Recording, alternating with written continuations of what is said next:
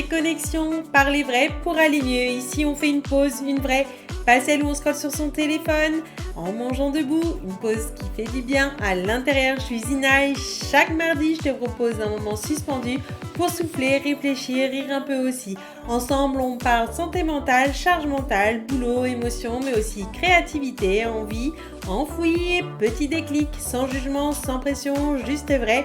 Prends ce qu'il te faut ici et laisse le reste. Allez, let's go!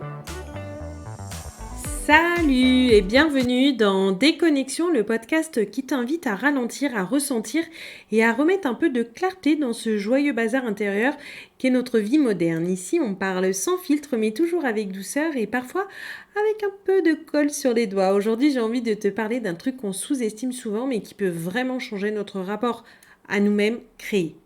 Pas créé pour devenir Picasso, ni pour poster un chef-d'œuvre sur Instagram, créé juste pour soi, pour respirer, pour se reconnecter, pour penser à autre chose que la pression du boulot, les courses à faire ou les mails qui s'accumulent.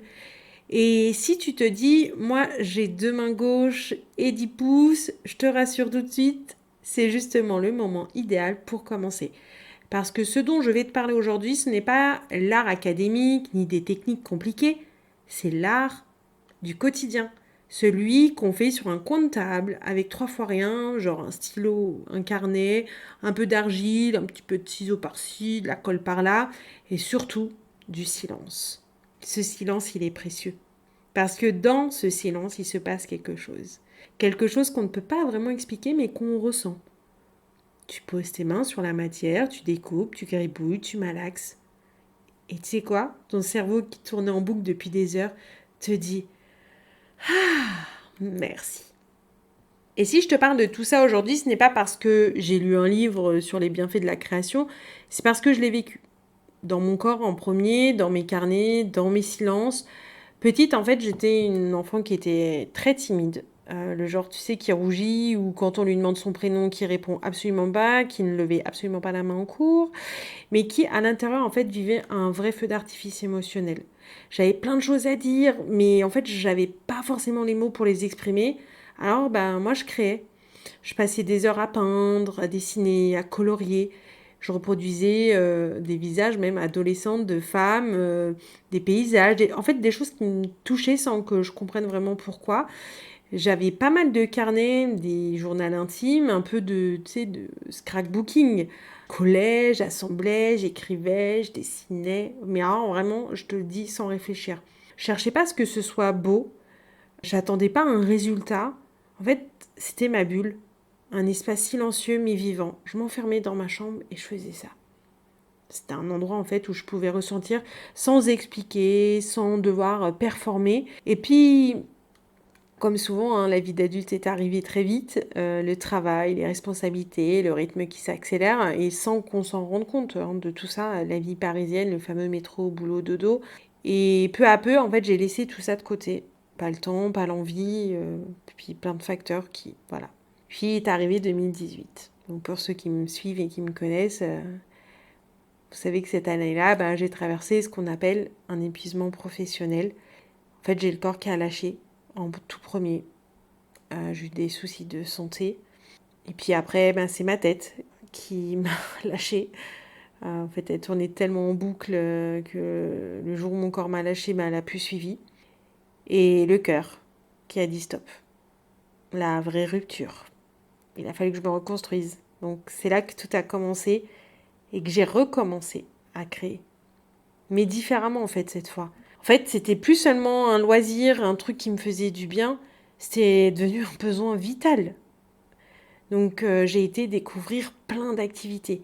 La peinture, le modelage, les petits DIY à la maison que je faisais pas. Plein de choses. Et en fait, c'est redevenu un pilier dans ma reconstruction. C'était plus juste un passe-temps.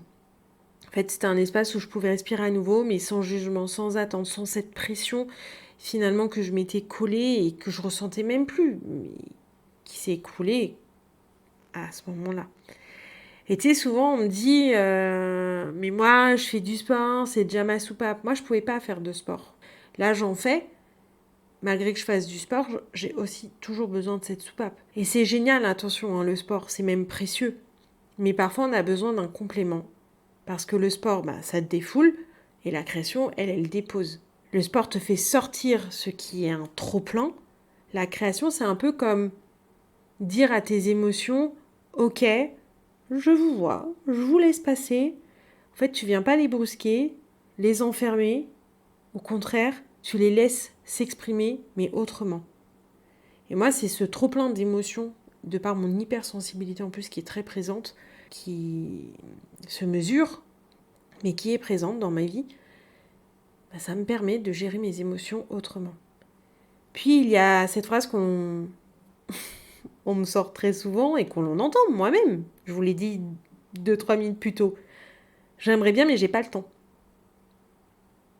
Alors moi, je te pose une question toute simple. Est-ce qu'on trouve le temps ou est-ce qu'on prend le temps ? Parce que bizarrement, on trouve le temps pour répondre à nos mails, pour checker nos réseaux sociaux, pour faire des choses qui nous épuisent, mais pas pour aller bien. Et ça, c'est bien une chose que j'ai apprise. En fait, on attend que ça se cale tout seul dans l'agenda. Créer, c'est pas un luxe. C'est une manière de rester en fait vivant, de rester en lien. Déjà avec toi, mais avec les autres, avec ce qui t'anime aussi. Et ce que j'ai vécu, les études en fait, elles le confirment. En France, tu sais, il y a près de 1 actif sur 3 qui est concerné quand même par le burn-out. C'est énorme. 44% des salariés sont en détresse psychologique. Le chiffre, il fait peur.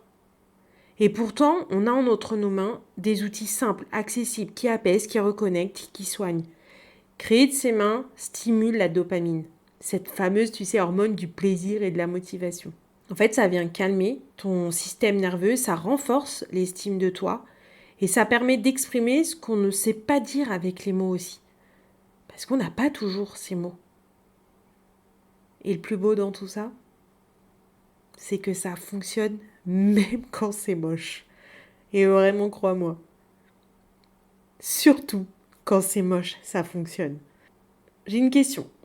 Et toi, tu peux commencer comment ? Pas besoin d'être inspiré, pas besoin d'être doué. Tu peux commencer avec ce que tu as sous la main. Un stylo, une feuille, des feutres, des crayons.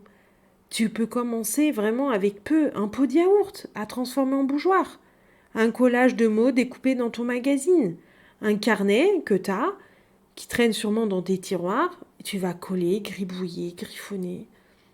En fait, ce que je veux vous dire, c'est que c'est pas ce que tu vas faire qui va compter, c'est ce que ça va t'apporter, ce que ça va venir libérer, ce que ça reconnecte. Et si tu veux, d'ailleurs, des idées simples, accessibles, même pas chères et simples et faciles surtout, je partage sur ma page Instagram plein de DIY, donc n'hésite pas à y aller faire un tour. C'est @zina.men, zina.mayn. Et il y a des créations faciles que tu peux faire chez toi. Même si tu penses pas avoir le truc, le but ce n'est pas de faire beau, franchement, et moi c'est clair que c'est pas pour faire beau. Moi je me fais plaisir avant tout et je vous le partage en même temps. Le but c'est de te faire du bien. Et de penser à autre chose que ton agenda, vraiment. Et ça marche, ça marche. Je te jure que ça marche.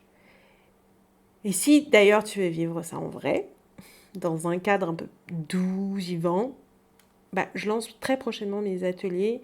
Mon projet sort cette semaine, donc reste connecté d'ailleurs sur mes réseaux sociaux. Tu verras le lancement, mon site internet, les petits ateliers où tu peux t'inscrire. Tu pourras créer, il y aura plein de thèmes différents, il y aura plein d'activités différentes. Et le but, c'est de s'amuser, de déconnecter, de respirer, de penser à autre chose sans pression, sans but. Et à chaque fois, tu repars en plus avec ta petite création. Ça aura lieu sur Paris et en banlieue, donc j'ai hâte de vous présenter tout ça cette semaine. Et franchement, je t'attends avec joie, avec de la colle, avec de l'argile, bref, avec bienveillance quoi. Voilà ce que je voulais te dire aujourd'hui. Avant de se quitter, j'ai envie de te proposer une dernière chose, un petit rituel. Rien franchement de compliqué, juste une manière de prolonger ce moment, même après avoir retiré là tes écouteurs. Ce soir, demain, dans la semaine, ou même là tout de suite, en fonction de quand tu m'écoutes, prends un objet simple. Un carnet, une feuille, un vieux t-shirt, un pot vide. Et pose-toi cette question en le regardant. Qu'est-ce que j'ai envie de sortir de moi aujourd'hui? T'as pas besoin de réponse claire. Juste laisse tes mains répondre à ta place. Gribouille, découpe, assemble. Peu importe le résultat. Ce qui compte, c'est le geste. Ce qui compte, c'est que tu sois là. Et si tu veux partager ce que tu crées ou juste me dire ce que ça t'a fait, tu peux venir me parler sur mon compte Instagram ou sur Spotify, commenter l'épisode. Tu peux le faire avec ton compte. N'oublie pas de mettre des petites étoiles aussi au passage. En tout cas, je suis toujours heureuse de lire vos mots, de voir vos gestes, de sentir vos élans, vos partages, nos discussions. Franchement, merci de tout ça parce que c'est très précieux pour moi. J'aime ça en plus. Merci d'avoir été là. Merci d'avoir pris ce temps pour toi et surtout merci de créer. On se retrouve très vite dans un prochain épisode de Déconnexion. Et d'ici là, prends soin de toi et laisse tes mains te guider. Bisous! Voilà pour aujourd'hui. Merci d'avoir écouté ce moment jusqu'au bout. Si cet épisode t'a parlé, touché, bousculé ou juste fait du bien, n'hésite pas à le partager ou à m'écrire. Tu peux aussi laisser 5 étoiles ou un petit mot doux sur la plateforme d'écoute. Ça aide le podcast à se faire entendre et moi à continuer. En attendant le prochain épisode de Déconnexion, n'oublie pas, tu as le droit de souffler, le droit de ralentir et surtout le droit d'être exactement là où tu en es. Parler vrai, c'est déjà commencer à aller mieux.